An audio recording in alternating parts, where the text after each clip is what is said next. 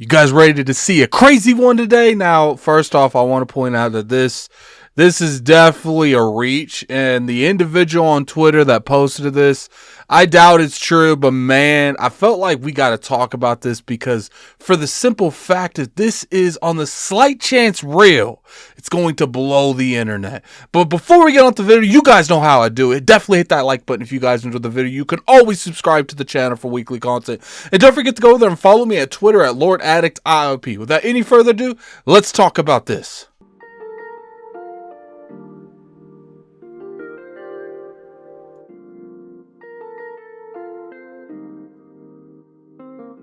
What's going on, you guys? Gaming Ad here, coming at you for another video. You guys know how it is, man. We're going to be talking about acquisitions. And look, I know that a lot of you are tired of this conversation and you want to hear more gaming news. Well, guess what? I got a lot of that on the channel too.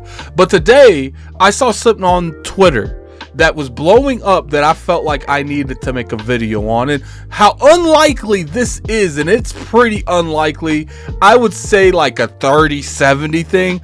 It is very interesting. So those of you that know, Capcom is a huge Japanese publisher, and it's one of those things where they are so dominant in the past few years. Because if you guys remember correctly, like at the beginning of the last generation, like the 2013 to 15 range, Capcom was actually doing a very bad downward spiral. But then they started really catching back up. They started focusing back on their games, and they started getting these phenomenal games out the door. And they were able to do Monster Hunter World. They rebooted the Resident Evil franchise somehow, which I'm not the biggest fans of the new Resident Evils, but I understand why people love them so much. And for the most part, they have completely 180'd their entire company, and I love it. I love to see comeback stories like that. So what ends up happening is Capcom comes out on Twitter and they say, yo, we have something to announce in 6 days in like 11 hours. I don't know if it's 11 hours, but we're going to say 11 hours. So what seems to have happened, there was a Twitter account that went on Twitter and posted, "Big scoop, hackers have discovered that Microsoft will be acquiring Capcom by hacking the JavaScript and RAM on Capcom's Countdown. Resident Evil 4 Remake will be announced and it will be exclusive to Xbox." So we already know that Resident Evil 4 is in the works. They're going to remake that game. I've heard like a lot of conflicting stuff with that game, where regardless like the direction that they're going to be doing with.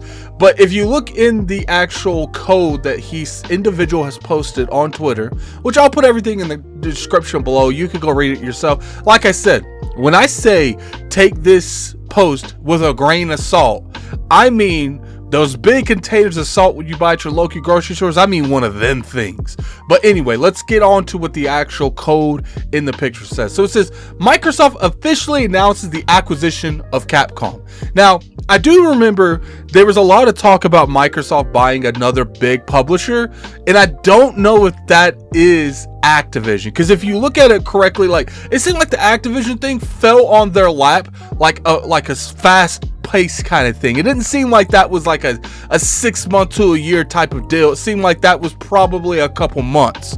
So then it goes on to say, Phil Spencer, vice president of Xbox Game Pass, said that we would like to welcome Capcom to the Xbox family. We are celebrating by announcing that Resident Evil 4 Remake is coming and exclusive to Xbox. Now, if you look at it from just that statement, Resident Evil 4 Remake is coming in and it's going to be exclusive to the Xbox. It kind of makes this thing seem not real, because if for the most part, when they've bought these companies, it's always going to be like their next games that are exclusive, not the current games. And Capcom, it definitely would cost them a lot of money to buy Capcom. And I would say originally that would be impossible, but then after we sell them by Activision, it just comes on to how serious is Microsoft in to the gaming industry. And it looks like they're pretty serious. Now let's take the Activision buy and let's take the Bethesda buy. Now, if you look at these have a lot of Western tone audiences to them. Now, I've always said on this channel and on the Iron Lords podcast channel every Sunday at 1 p.m. that it's one of those things where I feel like if they don't want to be completely westernized, they're going to have some form of a Eastern influence when it comes to Game Pass, because when you do a service like Game Pass, you want to be as diverse as possible, because not everyone plays the same type of games.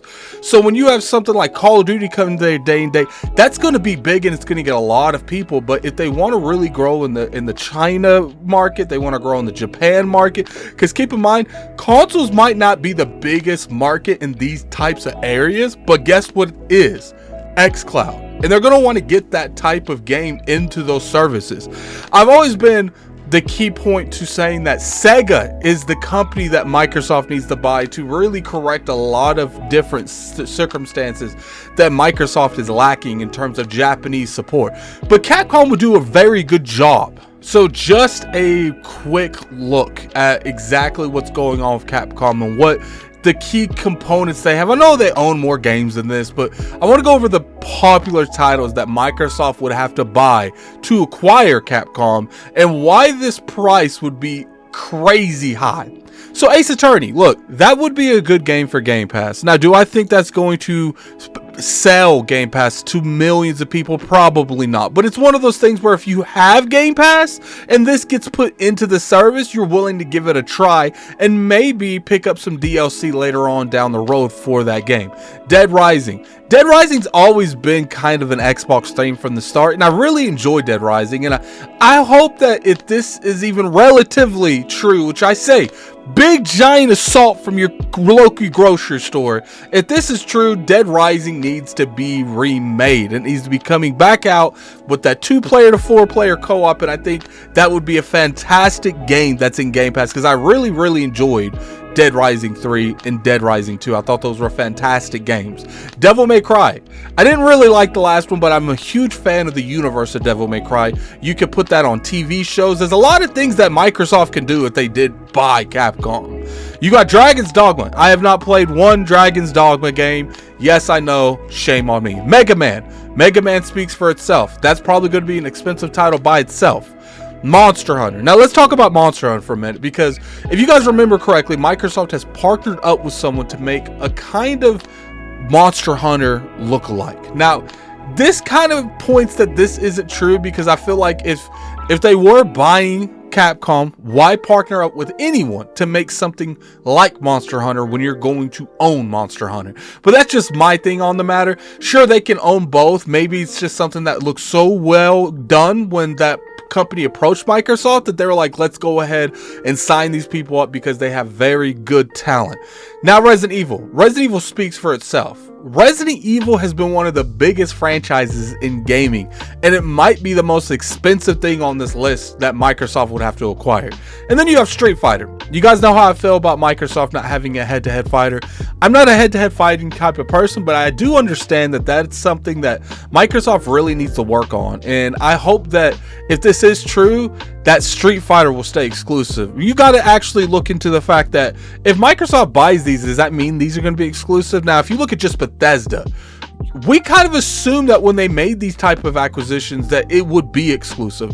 But ever since that Activision deal was announced, and they were announcing that the majority of those games, if not all of them, which they didn't really say that, that's me kind of putting words in their mouth. All they really said is Call of Duty and the most popular Blizzard games are going to continue to be on PlayStation. Then why would some of these Capcom games be on PlayStation? I think it's a little bit two different deals.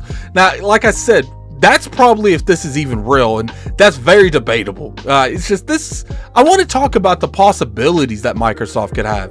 They need a lot of these type of games in their services because they're lacking these type of games. They're lacking a head-to-head fighter, and Street Fighter is a huge, massive head-to-head fighter. Probably one of the most popular. I don't know if it is the most popular because I don't keep track of that stuff, but it is definitely one of the most. Now keep in mind they actually own Killer Instinct, so maybe they have a Street Fighter versus Killer Instinct, or maybe just switch back and forth between making Street Fighter and Killer Instinct. They need something like Devil May Cry to put into their service. Now I just made a video about Scalebound saying that whether or not Scalebound should have another existence, and this would be interesting if this were to come to fruition, because they wouldn't no longer need that because they have the better one, which is the Devil May Cry series. Monster Hunter is a beast of its own, and that would be a Game Pass gold mine. People would stay in there. And then, you know, Ace Attorney, like I said, nothing that's going to sell subscription services, but it's going to give value to the service, along with Dead Rising, Dragon's Dogma, Mega Man. Imagine if they made a Mega Man game that is good. Because I know a lot of the Mega Man fans have been very disappointed with the way they've handled the franchise for a little bit. I know the last one people kind of liked, but I feel like that fan base has been neglected for the longest time. Look, like I said, this is probably not going to happen, and I'm probably wasting my time making this video. I feel like the odds of this is a good 30-70, maybe even 20-80. But man, if this were to happen, first off, it would be another publisher that Microsoft has acquired, and maybe that's one of the reasons that they're so willing to put Activision games on the PlayStation platform, because they know they've already made this deal and this company's been bought, and they don't want to come out there and just publicly say we're buying another studio and putting all their games exclusively to my platform. And I think that's probably the biggest reason, if this is true, that they are being so nice with that Activision buy. But, you know, tell me what you guys think in the comment section below. Yes, I know this is probably not happening, like I said again, but I'm very curious to hear your guys' opinion on whether or not it would be beneficial for Microsoft to buy Capcom. Let's not really talk about the chances of this happening, because we've already established it's pretty low. What do you think they could do or should do with the Capcom franchises that they currently own? Or maybe Capcom's actual studios can pick up something Microsoft already owns and remake it. I'm very curious to hear your guys' opinion in the comment section below.